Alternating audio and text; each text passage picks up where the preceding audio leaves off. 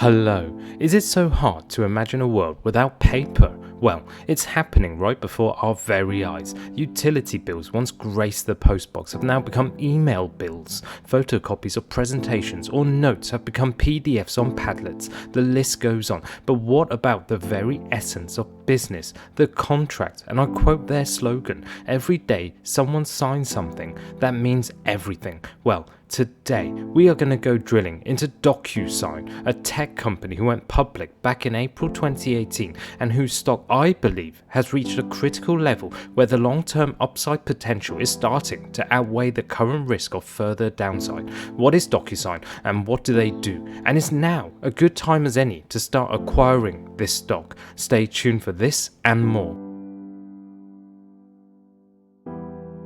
Keep it simple. Well, the stock market, and in particular the Nasdaq, continues to get shaken down and beaten up. The Nasdaq is the worse off, just hitting session lows moments ago, so more weakness in the market for the Nasdaq, which, by the way, is in bear market territory. The standout here is energy, trading 3% to the downside, and then also tech. But it is precisely these times that the investors who make significant long-term gains are looking for, because it is at these times that opportunities to buy quality companies at huge discounts start presenting themselves if you look through the haystack. For me, the whole point of investing is to see your wealth grow over time. It is different to speculative trading or short-term trading or swing trading, where the risks and volatility are much higher. And when you think about it, why would stock investing, long-term investing, be any different than going out to buy a pair of sneakers, for example?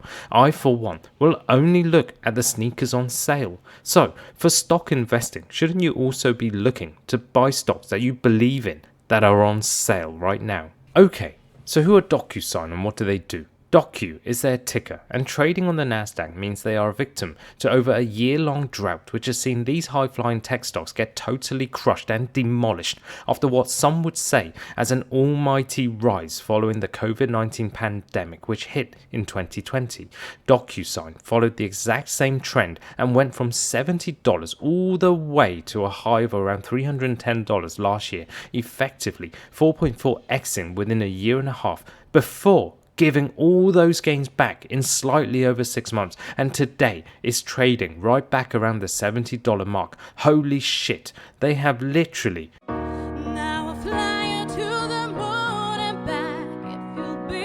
What has happened? Well, the December earnings call saw the stock gap down big and tank over 42%. This is a monumental decline, and I'm sure for all those who piled in at the peak, this must have been totally sickening. The stock continued its downturn until the recent earnings call, where it continued the trend of gapping down big, and this time down over 20%. Now, are the recent earnings that bad to justify another biblical sell-off? We'll drill into some numbers in the next segment. First, let's take a look at what the D does DocuSign actually do. To put it simply, DocuSign allows companies to manage and execute electronic agreements, such as contracts between parties. It cuts out all the paper and takes this fully electronic, even with the signatures. If you've never heard of this, you may be asking, is this even legit? Well, yes it is. In fact, there is the e-Sign Act, and in the EU, the IDAS regulation, which governs such signatures to make them legally binding. The story of DocuSign is a very interesting one indeed, but that one is for a separate video entirely. So, the products they actually offer are in fact quite significant, and with the launch of their agreement cloud, the future they are seeing is one where they are fully integrated as a platform to their clients moving forward. The software allows you to prepare contracts and sign via e-signatures, but what does this do for the customer? It simply lowers costs because you actually save around $36 alone on time and materials per agreement.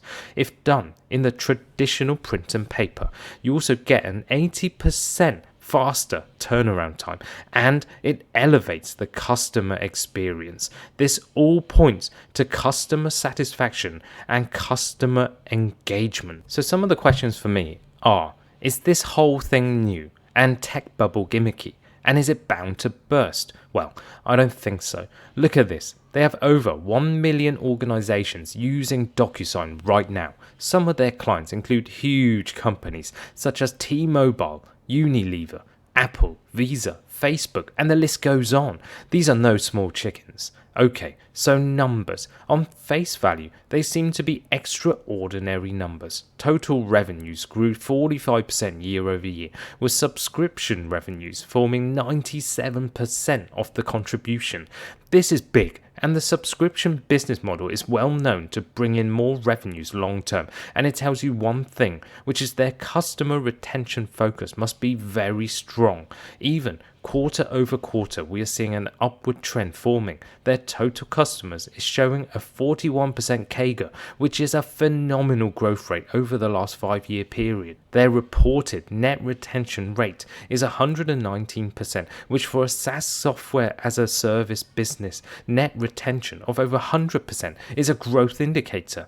What about growth potential? Well, they saw 55% year-over-year international revenue growth, amounting to 24% of total revenues, meaning there is still a big TAM, target addressable market out there where DocuSign could go and dominate. Now, when you look at the numbers, what stands out for me is the huge non-GAAP profit margins of close to 80%. Holy smokes. Okay, you have to know that DocuSign is still making a loss, but the loss reported for 2022 was 36 cents compared to $1.31 the previous year. This is a 72% improvement in 1 year. Let that sink in. So you must be asking, why did they still tank over 20% on these numbers? Well, first of all, the markets have been totally irrational.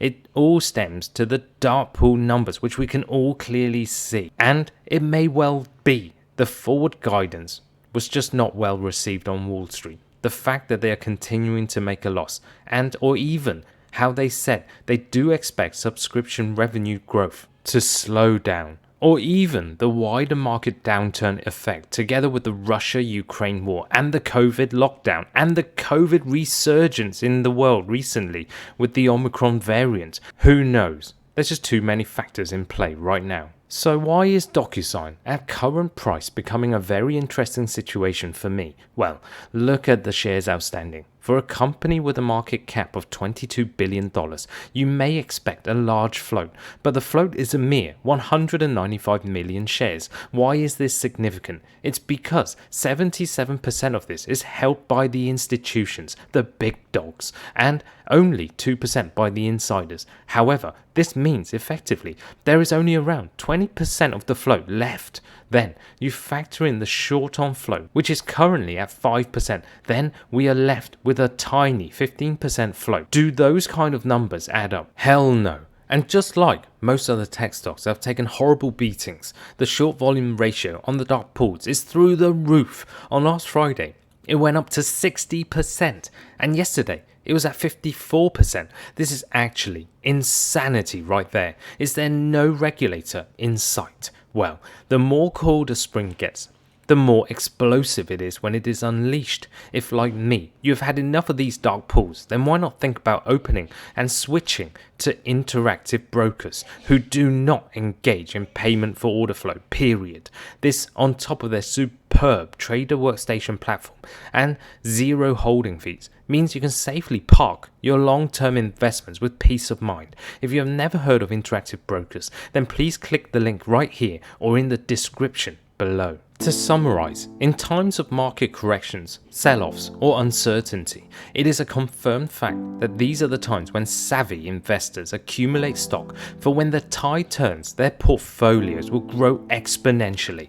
Remember, as with any investment, there is risk to consider.